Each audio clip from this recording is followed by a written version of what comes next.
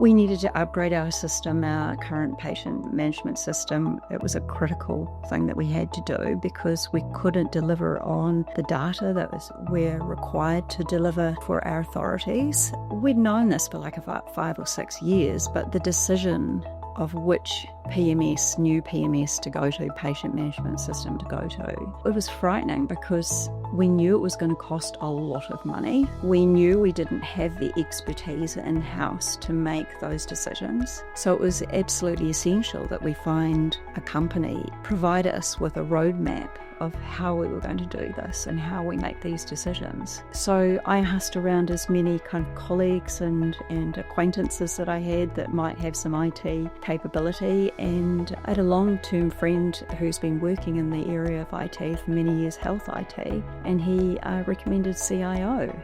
It was a lot of blood and sweat, but the teamwork, everything does work out in the end. So designing it meant coming together as a multidisciplinary team to see what we wanted to achieve out of Meditex and how were we doing things. Do we just replicate that? Is there a better way of doing things? Do we change things? The old way is not always the right way. So it meant a lot of brainstorming sessions and coming up with ideas and workflows that would work for everyone. But like I said, Rome wasn't built in a day, so then you end up trying it this way and then think, maybe not quite the way, and let's change this and try it that way. And I was always, as a kid, brought up that you always aim for perfection, and you'll never quite get there because you always want to try and do better. You always want to try and do better by your staff and by your clients. Generally speaking, I think it works for all. It's just a different way of doing things, and we seem to be enjoying Meditex and what it's able to deliver for us. There's a lot we can achieve out of it, a lot more than we used to get out of our old software. And so got in contact with Ray straight away, and he was great to talk to and very enthusiastic. We immediately made a meeting and filled me with confidence that he could deliver on what we needed. So from there, produced this beautiful roadmap on a big poster that we put up on the wall. And it all looked very doable and encouraging in terms of there was like a Gantt chart and time frames and things like that. So one of the first things he did was address what would be some of what we call the low-lying fruit, the gains that we could make really quickly and get a good benefit from that. They were very simple things, but they were things that we didn't know about and we really appreciated. And from there, he introduced Angela to us, said that she was going to be our project manager for looking into what patient management systems were around the world, what might suit us. And I think as a first cut, we had 5 different patient management systems. We looked into what their capabilities were, how we might be able to incorporate them into the New Zealand system, in the New Zealand environment, because we've got some limitations around what we can do in New Zealand in terms of HL7, for instance, and a lot of European or American patient management systems hadn't been tested in our environment. So that was a really important stage of our decision making, was what is possible to use in New Zealand.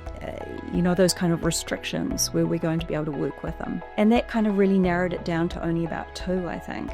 And then we sent out RFPs to those companies, and actually only 1 came back out of 5 that said that they were willing to do it. One company we thought for sure would have taken it because it was similar to the patient management system that we already used. So that was a surprise. Do your due diligence, know what you have, know what you want, what extra you want out of it, and see what's out there. If you have the time, the capacity, and the willpower and the energy to do that yourself, then do that. If not, find a third party that could do that for you. I guess the grass is always greener on the other side. Talk to people who are using a potential system that you are looking at to see if it actually is greener, or does it just look really good and it's delivering the same things in a different manner. But just due diligence and doing your research and trialing it out if you have the ability to trial it out beforehand, and having a cheerleader or a champion from each group, because I won't know what admin needs or lab needs, and then having each person from each department trialing it out to see. So not only is it just what's out there, but it's what is possible to do in New Zealand, and also who's willing to take us on, basically, because it's such a huge project. It's massive. And I think another thing to really think about is the cost aspect of it. What you think is the upfront cost and the ongoing costs usually balloons out, and it's really hard to kind of quantify the costs around it.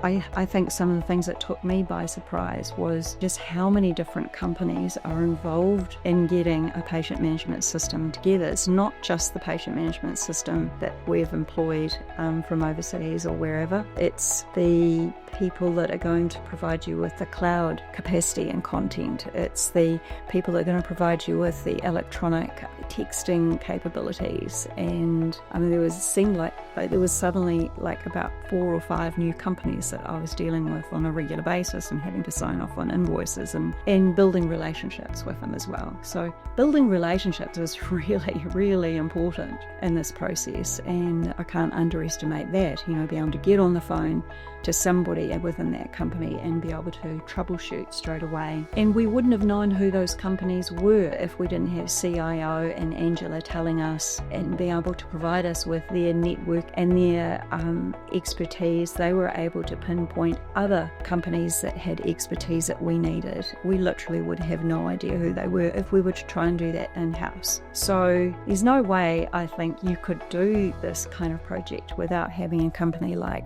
CIO to guide you through this process. And that's the value that they add. And, Angela, she was on the phone anytime I needed, texting, phoning, any time of the day, really. And during public holidays, we were there. It requires an enormous amount of commitment from everybody on board, not just the project leaders, but your staff, having to ask them to do training at crazy times of the day because you need to fit in with the European time zones and things like that. It's a big ask, and it's enormously challenging. Cannot underestimate what a big challenge it is, but it's all for a good reason, good purpose, that you come out the other end and you've got this patient management system that's updated regularly every month or so, or even sooner, with new capabilities that come on board, new features. You've got the ability to be able to request changes and updates and new features. So that's really helpful as well. And I mean, there's way more capability within this patient management system than we've even touched on. The features are really rich in features. When you start off, all you're trying to do is get the basics up and running and get your team on board with using the basics. But you're also aware that there's all this added capability there for the future that you can really, you've got that to look forward to, tapping into new systems. I think one of the things you kind of need to be aware of is that you can have the way you run your clinic, and we're a very complicated clinic in that we have lots of different multidisciplines that all have to come together when you're doing in vitro fertilization. You've got embryologists and admin and doctors and nurses and counsellors, and we're all one big whānau, and we all come from different perspectives. We've all got different capabilities.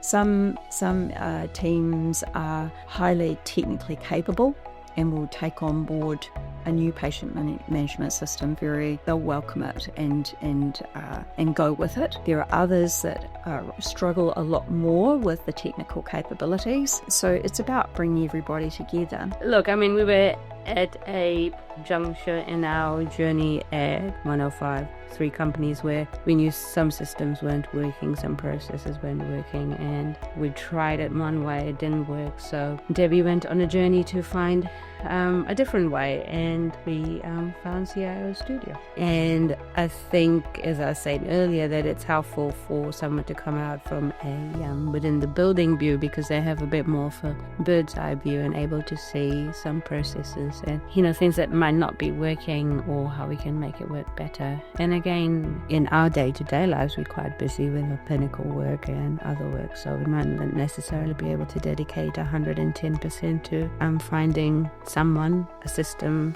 a IT department or a company that will work. So yeah, I think CIO Studio was the answer for us and definitely helped us achieve a change in our IT service provider and also our PMS system, and we are very happy with that, and I would recommend it.